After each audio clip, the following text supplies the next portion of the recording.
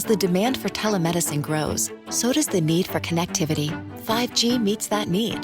Qualcomm remains focused on giving doctors and patients superior, security-rich 5G connectivity. Learn more at qualcomm.com/InventionAge. Empire.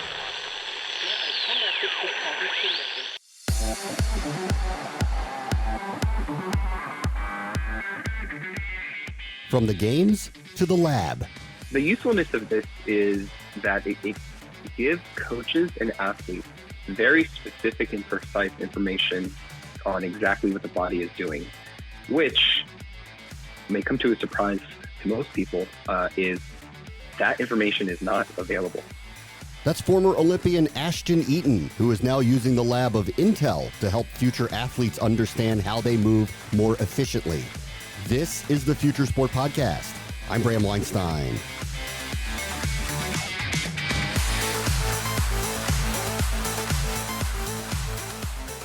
Ashton Eaton was a two-time Olympic decathlete. Clearly, with that many interests and disciplines, finding ways to constantly improve was a key to his success. Even in the short time since his games, technology has improved, however, and he is now at what he hopes is the forefront of making the next Olympians perform even better.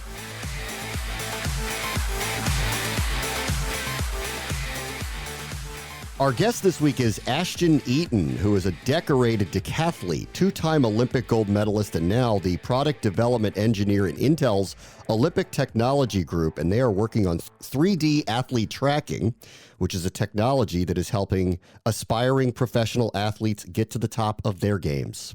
Hey, Ashton, how are you? Thanks for joining us. Doing well. Yeah, my pleasure. Tell me a little bit about 3D athlete tracking. What do you guys do?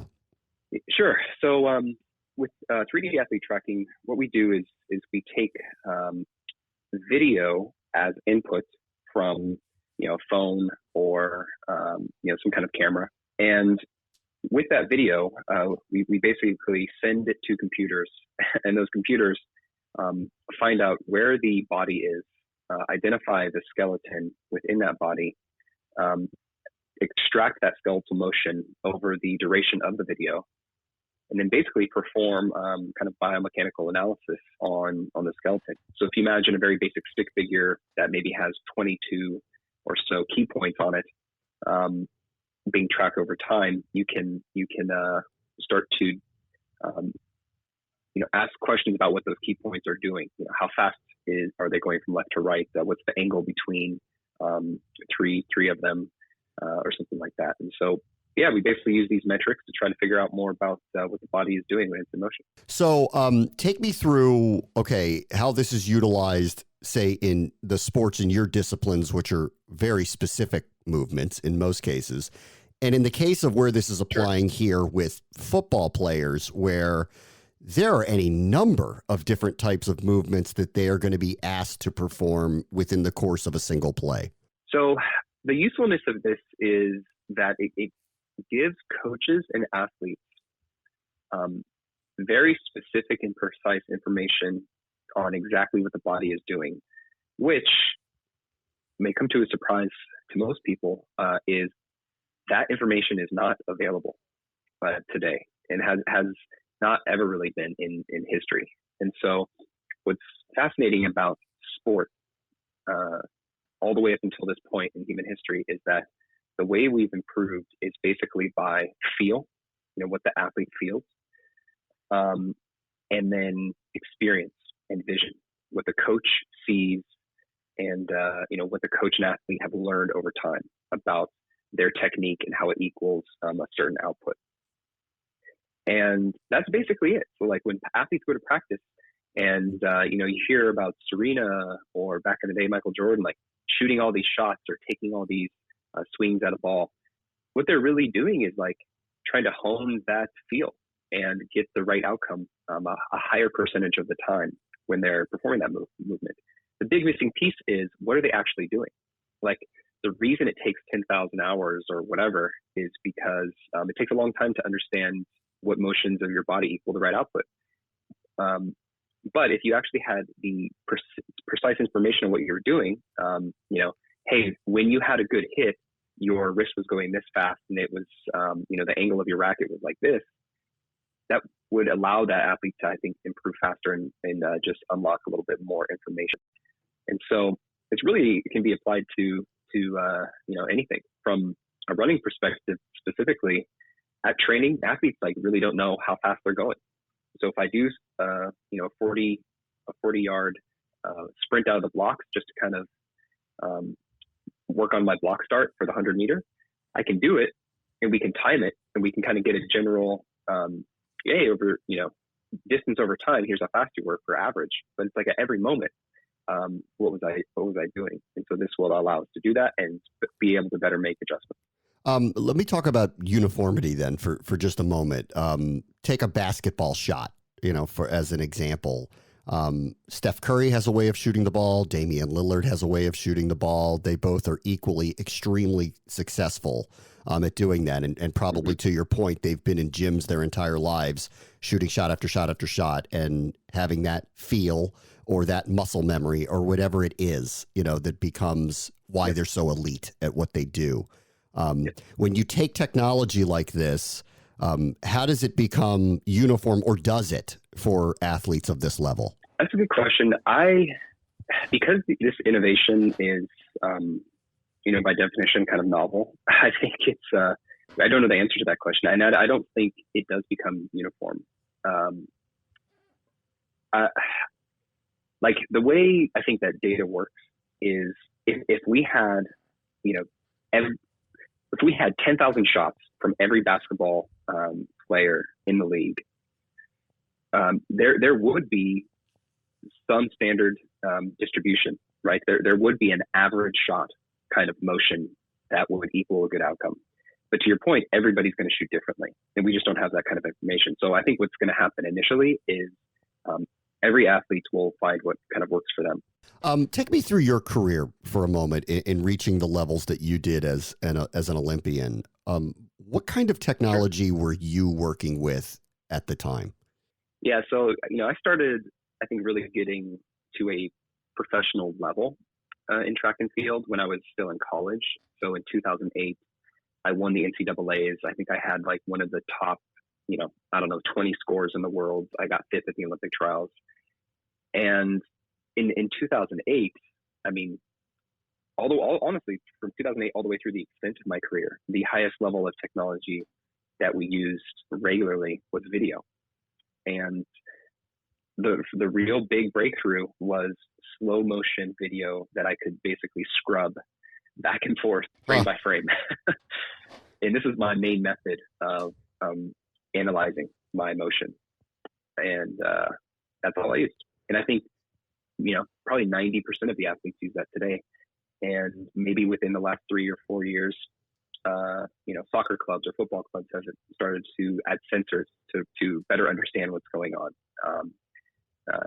There's sensors you can put on implements like bats and things like that to understand velocities and angles of those types of things. So it's the analogy I like to draw is when we first looked up into space with no instrument, just our eyes, everything was very coarse.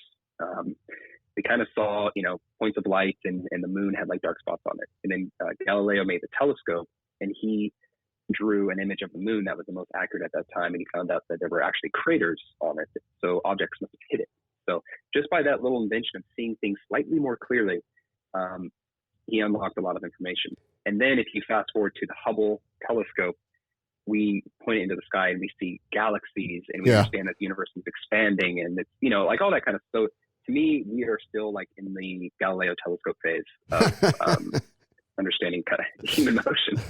And I think we're trying to, show the future of what a Hubble might be. Yeah.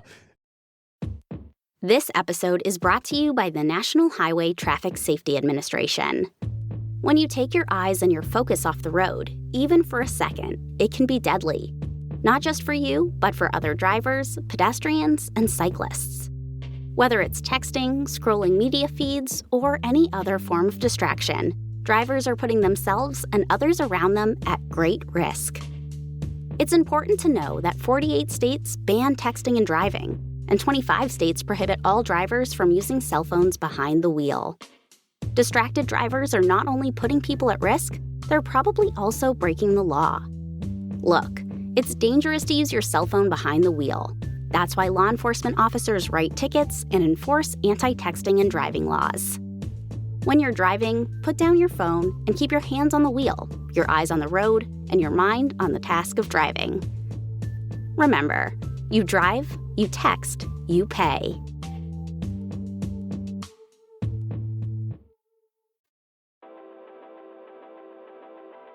Even on the simplest terms, like you'll hear this from coaches after every football game where they're asked a question about something and they'll say, I need to look at the tape. And it's funny, when you do, it does feel like, and even to, an amateur eye like mine, you didn't see it the way you thought you saw it. And I would think on your level, when you were watching yourself, was there these aha moments to you? Because you're going off a feel and then you're watching yourself and going, something was amiss here.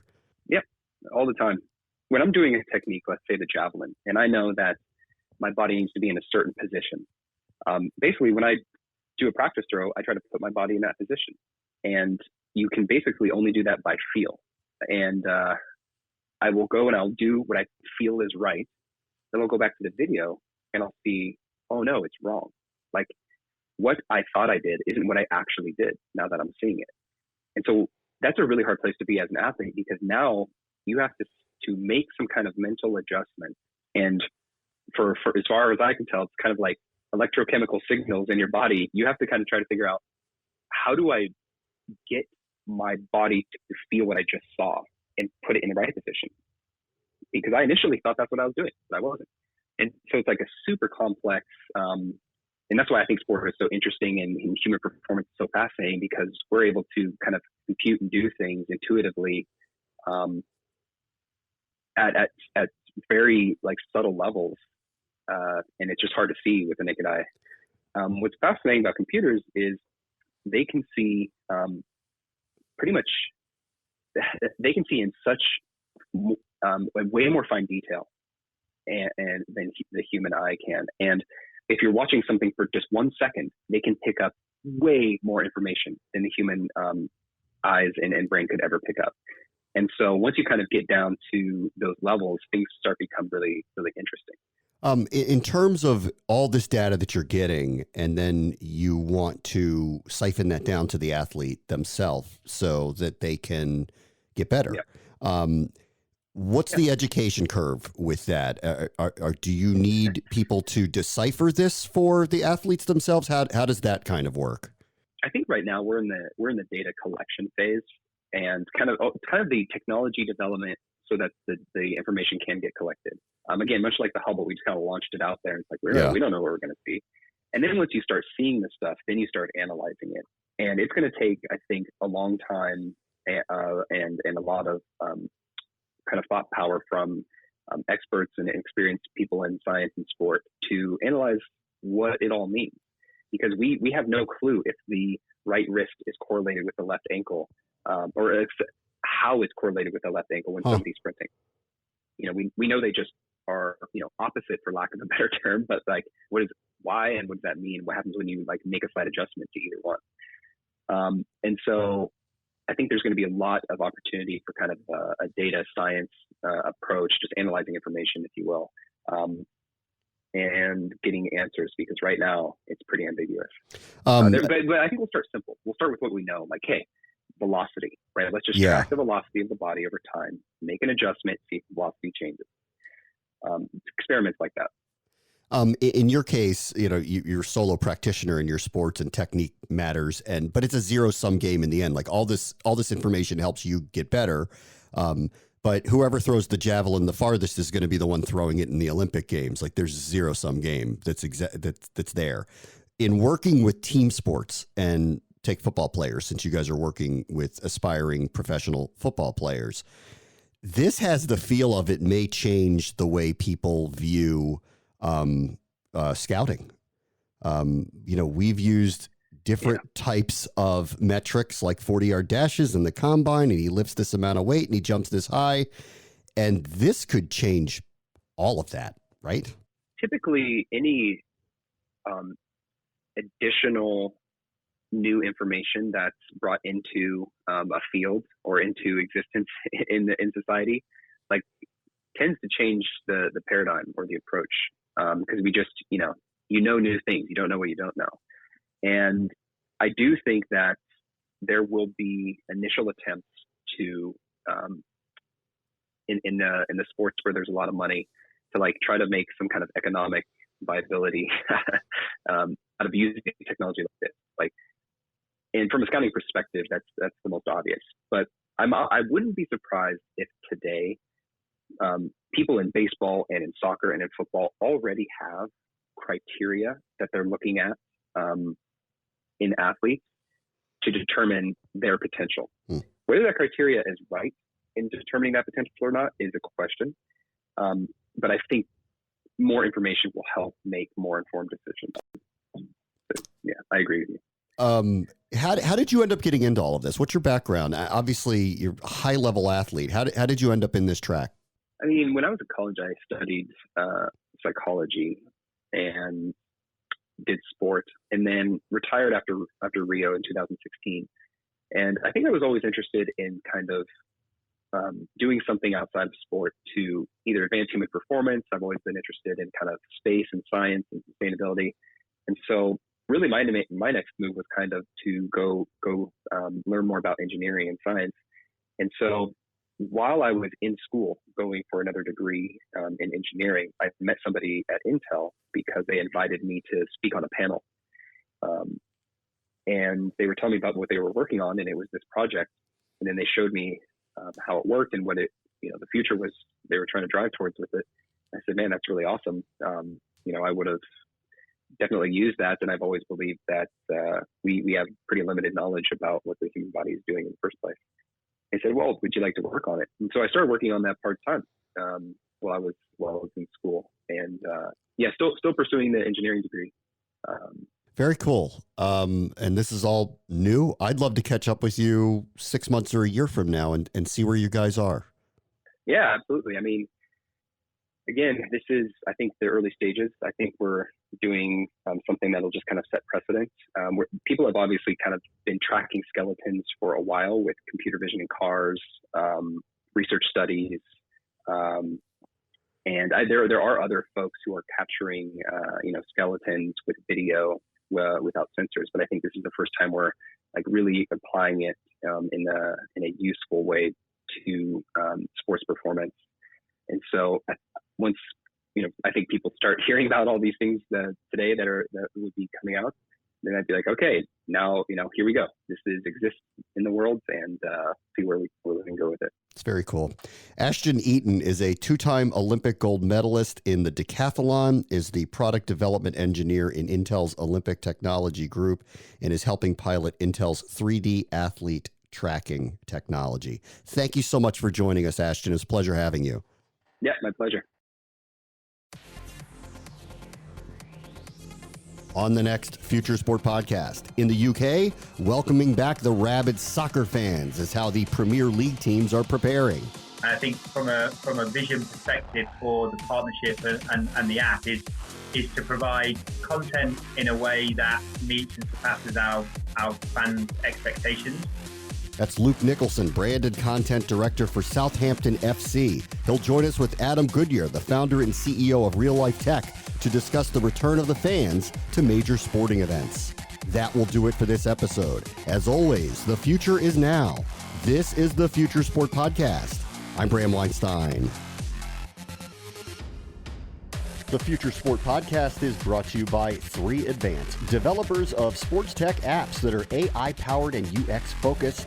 So if you're looking to create some apps for your startup or your sports biz calls for some artificial or business intelligence, you should check out 3 Advance. They're incredible. Go to 3advance.com. That's the number 3advance.com.